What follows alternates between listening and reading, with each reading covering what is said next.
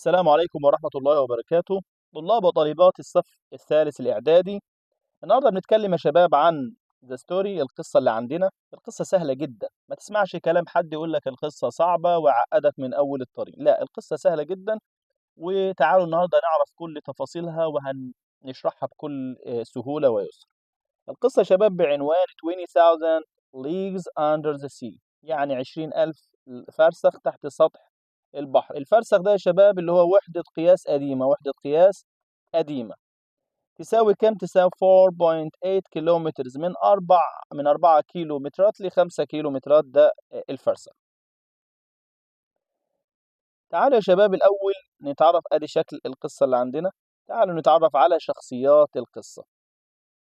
أنا عندي 4 شخصيات أساسية. أول حاجة بروفيسور بير أنانوكس. ده ماله يا شباب؟ قال لي a French marine biologist and narrator، ده عالم أحياء بحرية فرنسي وراوي قصص، اللي هو مين؟ بروفيسور أرانوكس أو بير أرانوكس. في عندي كابتن نيمو، the mistress captain of the Nautilus submarine، ده قائد غواصة الناوتيلس، ودي معناها ده يا شباب قائد الغواصة اللي احنا هنعرفها بعدين.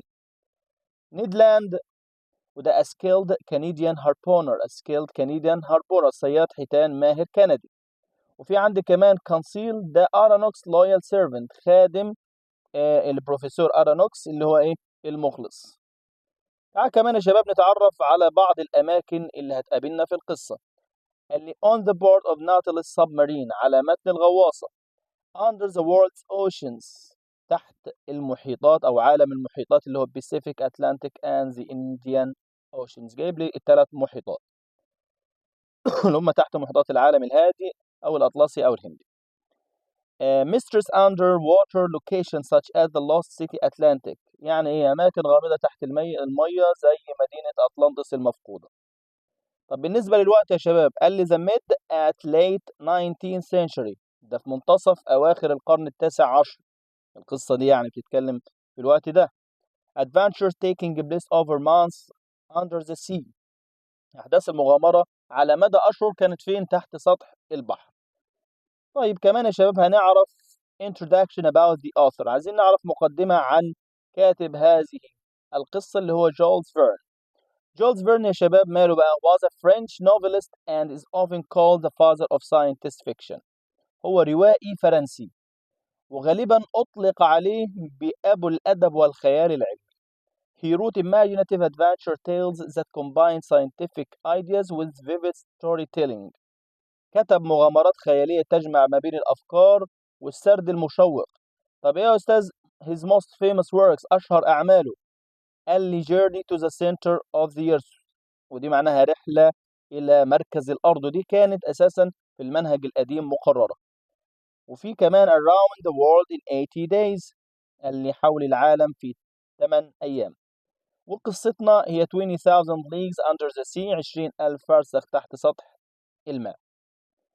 قال لي Verne's writing inspired both readers and scientists، الكتابات بتاعت جول فيرن كانت بتلهم كل من القراء والعلماء.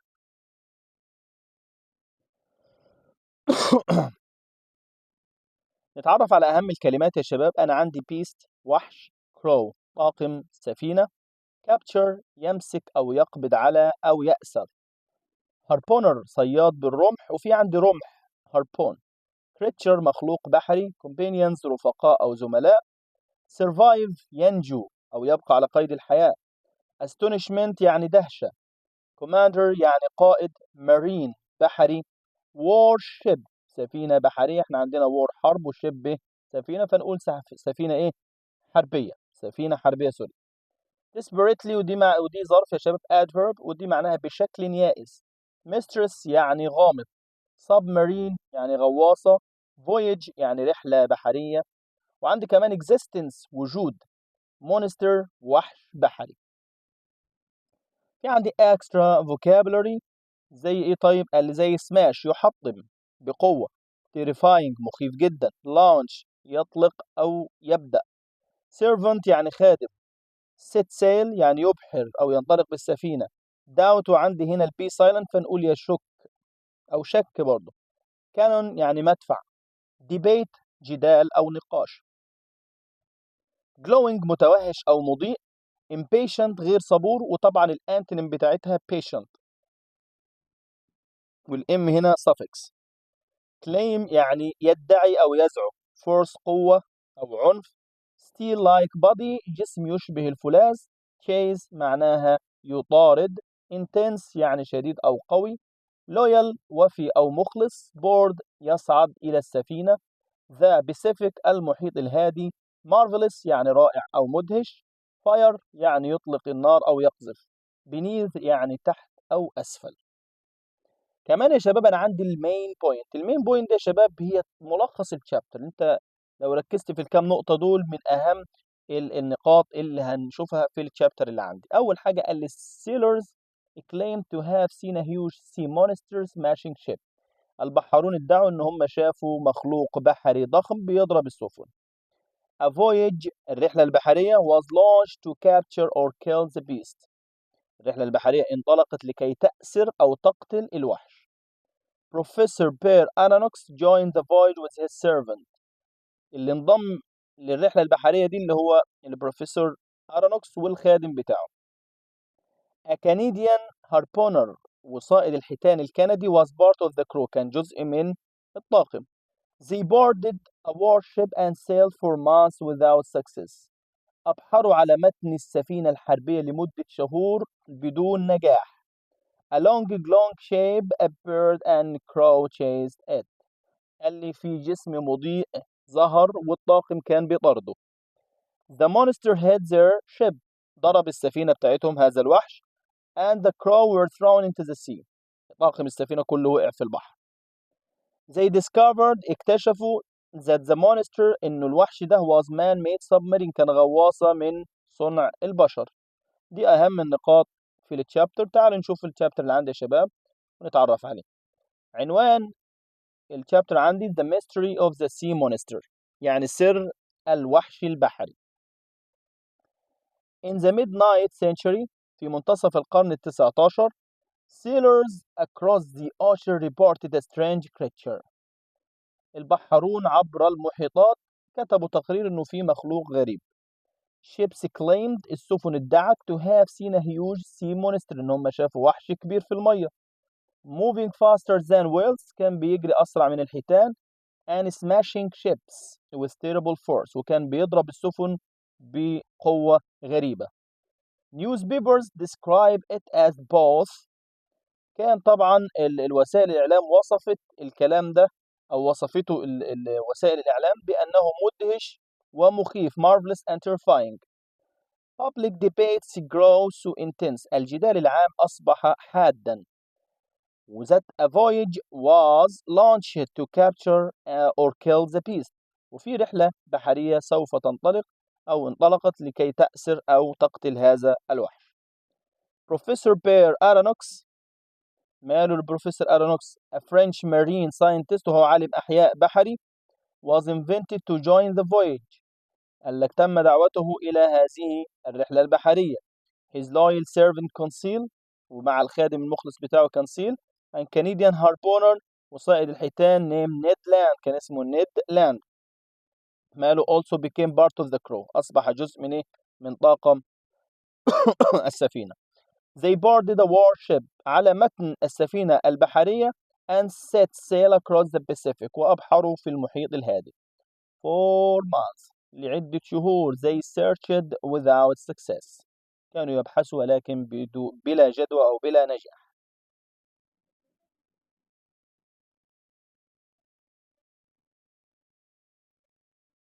Some sailors doubted the monster أهو some sailors doubted the monster existing كان في بعض البحارين شكوا في وجود الوحش ده أصلا. احنا بقالنا شهور بندور مفيش حاجة فأكيد ممكن يكون كذب أصلا. while others became impatient وفي ناس كانت غير صبورة خلاص فقدت الصبر بتاعها والشغف أصلا. at last طيب في النهاية one evening في يوم في المساء a long shaped bird in the waves كان في شكل زي ما انتم شايفين مضيء في الأمواج ظهر. The crow chased it desperately من الضخامة بتاعته هم كانوا إيه؟ كانوا بدأوا يطاردوا هذا الشكل أو هذا المخلوق ولكن بيأس. Cannon fires and harpooners الرمح بدأ يطلقوا الرمح ويضربوا المدافع were launched بدأت تنطلق. suddenly فجأة the monster turned الوحش ده لفلهم بقى and hit the ship وضرب السفينة بتاعتهم with its steel-like body مع جسم فولاذي يشبه الفولاذ. ازاي يا بيه الكلام ده؟ Aronnax and his companions الأرانوكس ده والرفقاء بتاعته were thrown into the sea وقعوا في المية من قوة الضربة اللي ضربها للسفينة struggling to survive وبدأوا إن هم يقاوموا لكي يعيشوا. هم في البحر وقعوا they swam بدأوا يعوموا أو يسبحوا يعني toward the mysterious creature نحو المخلوق الغامض. to their astonishment وفي دهشة they discovered it was not an animal at all اكتشفوا إن ده أصلا مش حيوان. أمال إيه يا بيه؟ قال لي ده man made submarine ده كانت غواصة من صنع البشر of special design مع تصميم خاص. ومن هنا الشباب قال لي their adventure beneath the oceans was about to begin ومن هنا الرحلة البحرية بتاعتهم أو المغامرة بتاعتهم بدأت من اللحظة دي. طب نتعرف يا شباب على بعض الأسئلة اللي ممكن تقابلني. قال لي who wrote the story مين اللي كتب القصة دي؟ طبعا كان جولز فيرن. What did sailor report saying in the mid-19th century هم ادعوا ان هم شافوا ايه في منتصف القرن التاسع عشر؟ قال لي a huge sea monster ان هم شافوا ايه يا شباب؟ وحش كبير. What did the ships claim وماذا ادعت السفن؟ they claimed to have seen the monster smashing ships with terrible force ادعوا ان هم الوحش ده بيضرب السفن بقوة غريبة.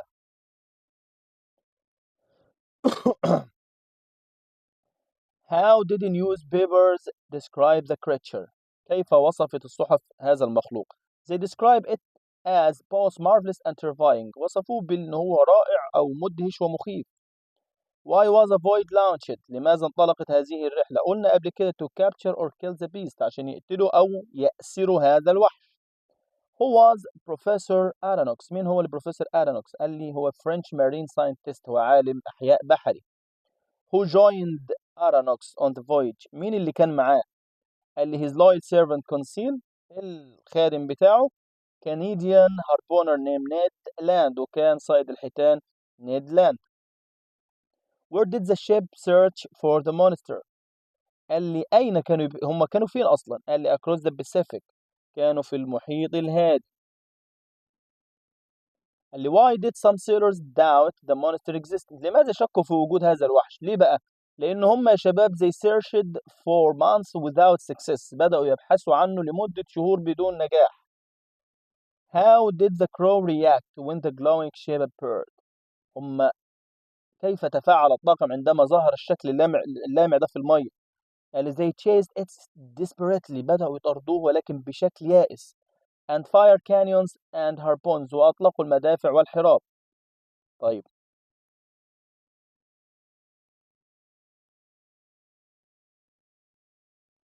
What happened when the monster hit the ship ماذا حدث عندما صدم الوحش هذه السفينة؟